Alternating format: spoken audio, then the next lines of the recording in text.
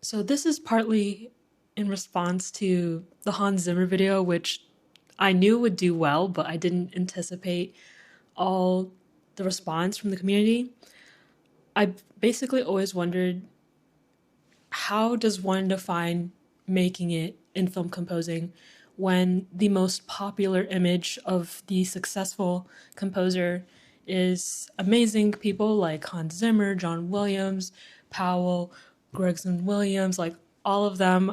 But it is very different to strive for the life that you see popularized online and through social media and the news versus the one that you actually have to live behind the scenes. And I really wanted that video to encourage people to think about what would making it look like for me and how could that be a life that you would not regret living, basically. I guess after having made that video and thinking more about other people's perspectives on the topic of making it, I've come to the conclusion, obviously, that it depends. And like, it's okay for all of us to want different things. Hold on, let me close the window. My dog farted and it filled the room, and I really needed some air. Yeah, but I this is something that I think about a lot, and making that video, I guess I was nervous because I thought that people who were really working in Hollywood would look at this and think, what does this girl know? She's nobody. Like, who cares? Which is like exactly why I posted it anyways. But I do think that it's important to see other perspectives and alternatives to Hollywood, especially now after, the fires and everything. I think a lot of folks in the industry are thinking about what's truly important to them. And it was already really expensive and difficult to probably live in LA to begin with.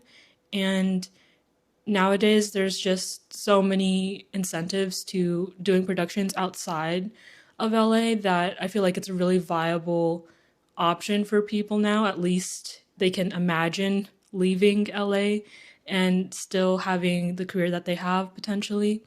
I think that possibility is really exciting because it really aligns with how I would like to pursue my own film composing career. Now that all of this is happening, I'm just really sticking to my guns and trying to continue talking about it, and also showing examples of like real people who are doing cool things without necessarily being in these filmmaking hubs. One of my biggest inspirations is the world famous YouTuber composer Zach Heidi, who is now my friend. And it's really crazy to say that because I used to watch his videos on my way to work, not while driving. I mean, I would listen to them because he's such a great teacher. Coffee. Yum. It's really important that people have someone to look to as like an example of creating their own career, which is why I've been so public about documenting my journey. It was mainly for myself, but also I just really love helping other people, and I won't go into it too much, but looking at Zach and seeing what he has done and kind of his arc to being this entertainer pianist on YouTube with his best friend, to making tutorials, helping other composers learn how to make music and build a fulfilling career, to now writing his own freaking album and like just killing it. I love that there's people like this in the world, that folks like me who don't necessarily want to, go the whole composer assistant, move to LA route can really be inspired by. And yeah, to be fair, like Zach is like in kind of in LA, thereabouts, like really close to LA. But I think the idea still holds. He's talked about it on his channel, but basically he had proven himself so valuable to the clients that he was helping through additional music that basically he was like, nah, I'm gonna do my own thing, and basically turned down some really cool and flattering opportunities. So I think Zach is so badass, and like other composers out there, like I want to know their stories, and it's so cool. I think it really starts with asking yourself, what is the life that you actually want to live building this career?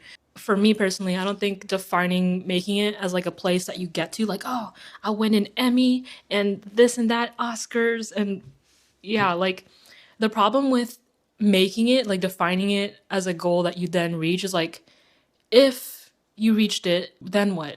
Instead of grinding away at this thing that is not guaranteed, it is wiser to focus on what you do and live every day and narrow your vision of success to the daily life that it actually takes to build a career. There's a lot of smarter people that said this better than me, including some really old guys named Marcus Aurelius. But the more that we want out of this career and the more work that it takes to get there, essentially, the less happy we will probably be. So, in context, let's say, you're running the mill, epic orchestral music composer, Hans Zimmer worshiper. Like, it's okay. We all had that phase, me included. So, you have this composer who knows nothing about what does a successful career look like. Only they only know the tippy top of this is success. And so now they might feel pressured to be working on their music all the time. They might get burnt out. They might be sending out hundreds of cold emails and DMs. They might be trying to also establish an online presence, juggling all of these things. And maybe pursuing a career has started to take away from their personal life.